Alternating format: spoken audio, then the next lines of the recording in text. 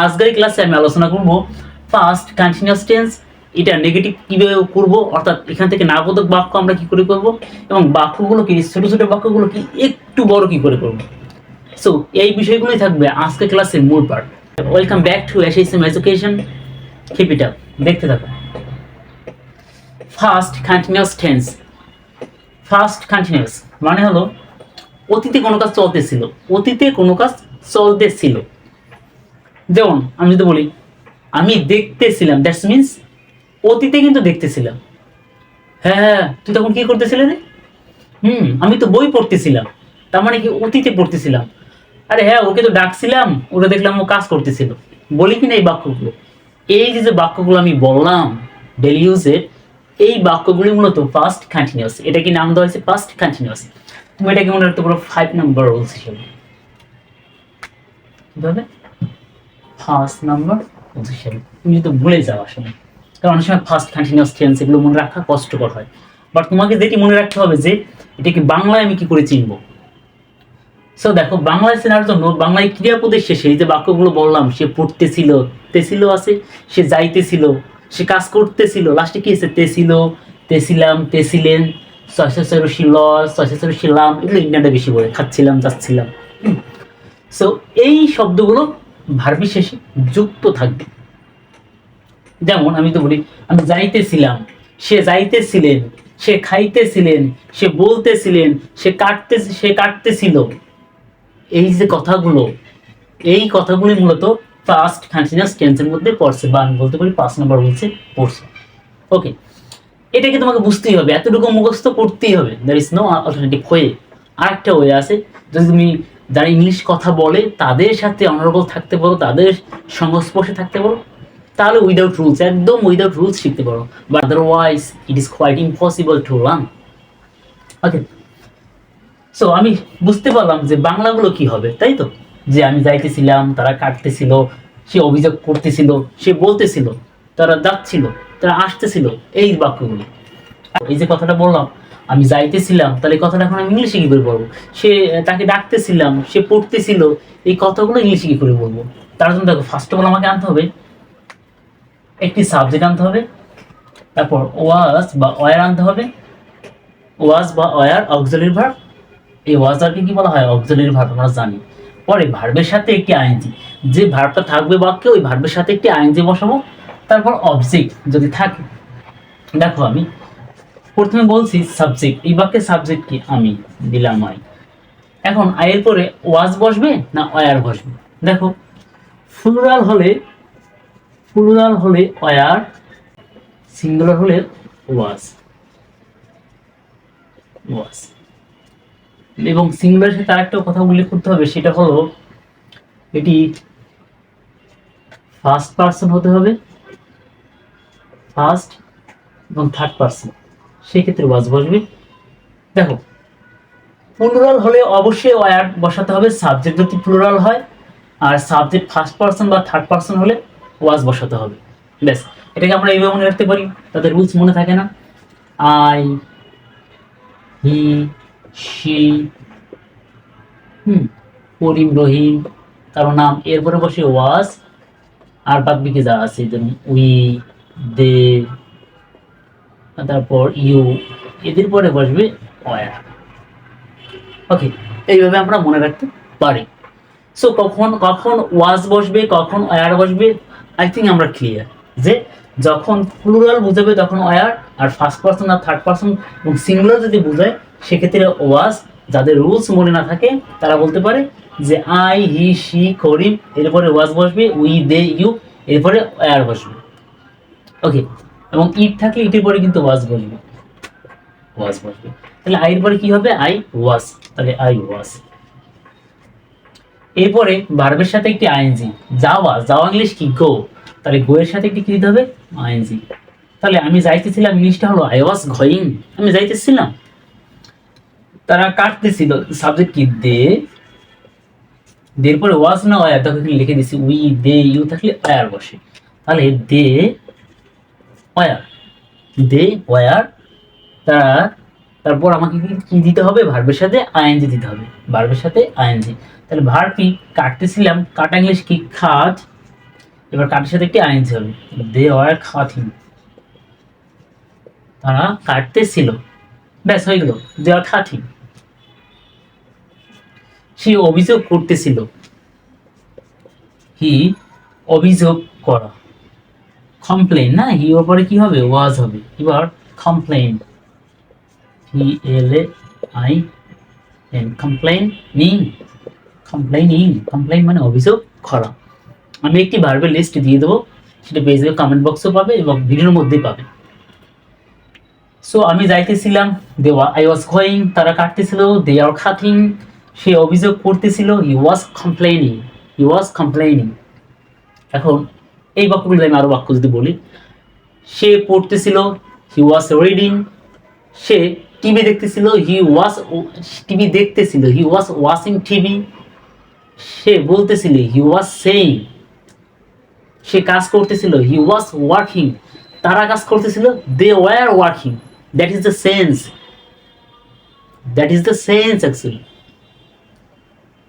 ওকে, so এখন আমার কথা, আমি পারলাম এটা যে হ্যাঁ আমি যাইতেছিলাম, তারা কাটতেছিল, তারা অভিযোগ করতেছিল, সে বলতেছিল, সে খাচ্ছিল কি হবে, হি ওয়াজ ইটিং, আমি খাইতেছিলাম, আই ওয়াজ ইটিং, তারা খাইতেছিল, দে ওয়ার ইটিং। ওকে, এখন এই ধরনের বাক্যগুলো আমি পারলাম। এখন এই বাক্যটাকে আমি একটু বড় করব, কি করবো, একটু বড় করব। দেখো যদি বলি, আমি যাইতেছিলাম বাজারে,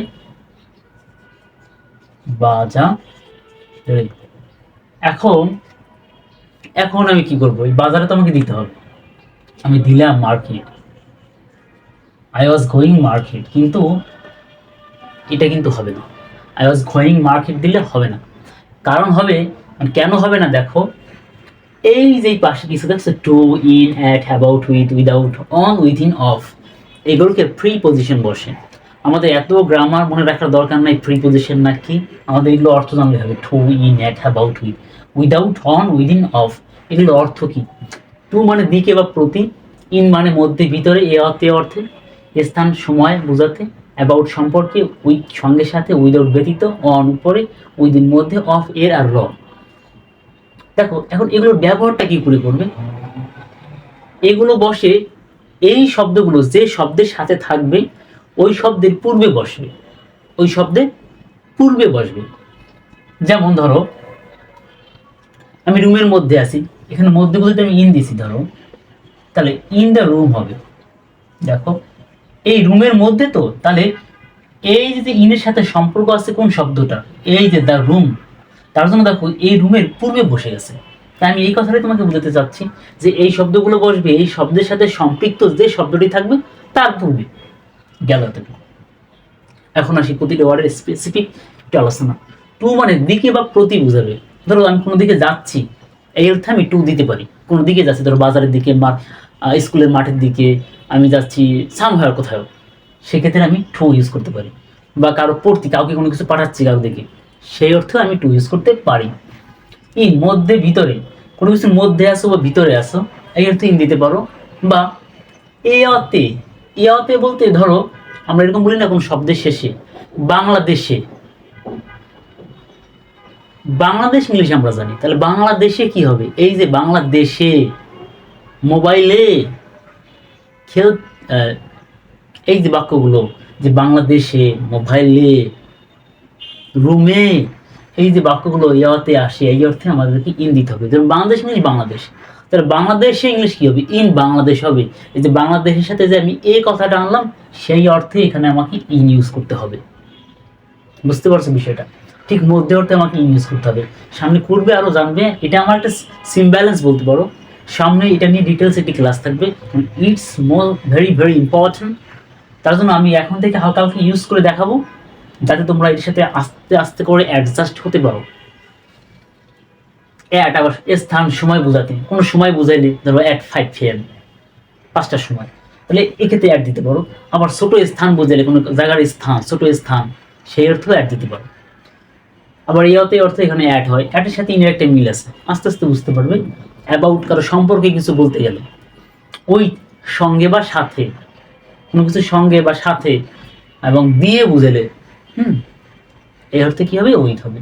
আর উইদাউট মানে ব্যতীত, তাকে ছাড়া, উইদাউট হিম, এই অর্থে অন মানে উপরে অর্থে, কোনো কিছুর উপরে, এই অন। উইদিন মধ্যে, কোনো কিছুর মধ্যে, কোনো কিছুর মধ্যে না, কোনো সময়ের মধ্যে অ্যাকচুয়ালি। তো উইদিন 10 days, উইদিন 5 days এমন। অফ হলো এর বা র, এটা খুব ইম্পর্টেন্ট, এটা খুব ব্যবহার হয়। অফ মানে র এবং এর। কেমন দেখো, আমি তো বলি এখন বাংলাদেশের, বাংলাদেশ ইংলিশ বাংলাদেশ, এখন বললাম বাংলাদেশের, এই র আনবো কোন জায়গা থেকে? র এর জন্য একটা শব্দ আনতে হবে, এই সেই অফ, অফ বাংলাদেশ, বাংলাদেশের। করিমের, অফ খরিম, অফ খরিম। বুঝতে পারছো বিষয়গুলো কি হবে? আচ্ছা, এখন আমি একটু এটা আসি, সমস্যা নেই না বুঝলো, যতটুকু বড় নাও আজকের এই ক্লাসটুকুতে। আমার মেইন পারপাস ছিল পাস্ট কন্টিনিউয়াস টেন্সটা দেখানো, সেটা হয়তো আমি দেখাতে পারছি বা বুঝাতে পারছি। সেই অনুসারে এটাও শেখানো হলো, তার সাথে কিছু শব্দকে আমি পরিচিত করাই দিলাম, এই আর কি। এটা নিয়ে আমরা একটা বিশেষ ক্লাস থাকবে, ডোন্ট ওয়ারি। তাহলে আই ওয়াজ গোয়িং, এখন আমি যাচ্ছি কোথায়? বাজার না? খেয়াল করো তো, বাজার তো কোনো দিকে আমি যাচ্ছি, আই এম গোয়িং, বা আমি যাচ্ছিলাম, সরি আই ওয়াজ গোয়িং, আমি যাচ্ছিলাম, কোনো দিকে যাচ্ছি, ধরো বাজারটা এদিকে, তা কোনো দিকে বুঝলে আমি কি দেবো? টু দেবো। এবং এই টুটা হবে কার পূর্বে বলছি? ওই যে শব্দের সাথে সম্পৃক্ত। তখন আমি যাইতেছিলাম বাজারে, তাহলে বাজারের দিকে, বাজারের সাথে সম্পৃক্ত আছে, তাহলে সেই শব্দটার পূর্বে বসবে। তাহলে হয়ে গেল I was going to market. এটাই তো ইংলিশ। দেখো বাক্যটা একটু বড় করে ফেলাম, I was going to market. এবার যদি আমি যদি আরেকটু বড় করে, দেখো তো, ভাইয়ের সাথে, আমার ভাইয়ের সাথে, এই বাক্যটা একটু বড় করলাম, আমার বাবার সাথে দিই, সরি বাবার সাথে। তাহলে সাথে কথাটা দেখো, এর সাথে, এই সাথেটা কিন্তু এইগুলোর একটা ফ্রি পজিশনের একটা, তাই তো? তাহলে আমি বলছি কি, এইগুলো থাকলে তার সাথে সম্পৃক্ত যে নাউন থাকবে তার পূর্বে এটা বসবে। তাহলে সাথে কথাটি আছে এখানে, সাথে কথাটি আছে, তাহলে তোমাকে উইথ আনতে হবে, এবং উইথ এনে উইথ, উইথ বসবে কিন্তু আমার বাবার পূর্বে।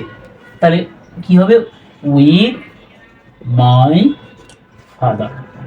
আশা করি বুঝাতে পেরেছি। I was going to market with my father. With my father. দেখো তাহলে উইথটার ব্যবহার আমরা করে নিলাম। সে ঢাকায় বাস করতেছিল, তাহলে আমি বাক্যটা একটু পড়ি, হি পরে ওয়াজ হবে, বাস করে ইংলিশ কি? লিভ, হবে হি ওয়াজ লিভিং, সে বাস করতেছিল ঢাকা। এখানেও আমাদের হলো কোশ্চেন, ঢাকা, ঢাকা ইংলিশ দিলাম ঢাকা, বাট একটু খেয়াল করো তো সাথে কি আছে? ঢাকায়, ঢাকা ইংলিশ তো ঢাকা, মানে ঢাকা আমি দিলাম, বাট এটা বাংলা তো ঢাকা, এবং ঢাকা আয়, এই যে অন্তস্থ আছে, এটার জন্য তো একটা ইংলিশ আনতে হবে, একটা শব্দ আনতে হবে তোমাকে, নাকি? এই যে এটার জন্য যেটা আনবো আমি, সেটাকেই আমরা বলবো, বা সেটাকে আমরা, যেটাকে আমি আনবো সেটি হলো ইন। কারণ আমি তোমাদেরকে বলছিলাম, দেখো ইন হলো এ অর্থে ব্যবহার হয়। তাহলে সে ঢাকায় বাস করতেছিল, হি ওয়াজ লিভিং ইন ঢাকা। এই যে এখন ঢাকা অর্থ হয়ে গেছে ঢাকায়, অন্তস্থ হয়ে গেছে, ওকে? বা ঢাকার মধ্যে বাস করতেছিল, এখানে মধ্যে অর্থ আমি নিতে পারি। সে অভিযোগ করতেছিল, হি ওয়াজ কমপ্লেইনিং, আমার সম্পর্কে, আমার সম্পর্কে। তাহলে সম্পর্কে কথাটা থাকলে কি হবে? সরি, সম্পর্কে কথাটা থাকলে অ্যাবাউট, অ্যাবাউট মানে কি? সম্পর্কে। হি ওয়াজ কমপ্লেইন, আমার সম্পর্কে, তাহলে অ্যাবাউটটা আগে চলে আসবে। আমি বলছি যে শব্দের সাথে সম্পর্ক থাকবে, আমার সম্পর্কে, তাহলে আমার সাথে সম্পর্ক, তাহলে আমারটা যাবে লাস্টে। তাহলে he was complain about me. এখন আবার প্রশ্ন জাগতে পারে, আরে ভাই আমার মানে তো মাই, তাহলে এখানে কেন তুমি মি দিলে? এই প্রশ্নটা তো থাকবে না, থাকবে না। দেখো, কারণ এই ফ্রি পজিশন বা এই যে যেগুলো আছে, যে শব্দগুলো আমি লেখাই দিছি এখানে, এইগুলো যে এগুলো বসে নাউনের পূর্বে বসে, এবং তোমার প্রোনাউনের পূর্বে বসে, এবং প্রোনাউনের ক্ষেত্রে অবজেক্টের পূর্বে বসে, অবজেক্ট। এখন যাদের রুলস জানা দরকার নেই, তাদের এটা নিয়ে এত প্যারা নেওয়ার দরকার নেই, এগুলো আপনা আপনি চলে আসবে।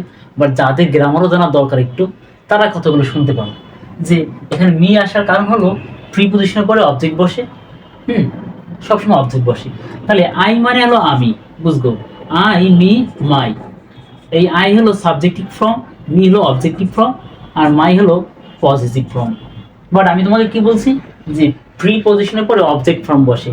তা এখানে মাই মানে আমার হওয়া সত্ত্বেও আমার বসেনি, বসে গেছে মি, কারণ হলো মি একটি অবজেক্টিভ ফর্ম। বোঝা গেছে কথাটি? এই হলো বিষয়। তাহলে he was complaining about me, সে আমার সম্পর্কে কমপ্লেন করতেছিল। সে টেবিলের উপর বই রাখতেছিল, সে টেবিলের উপর বই রাখতেছিল। দেখো,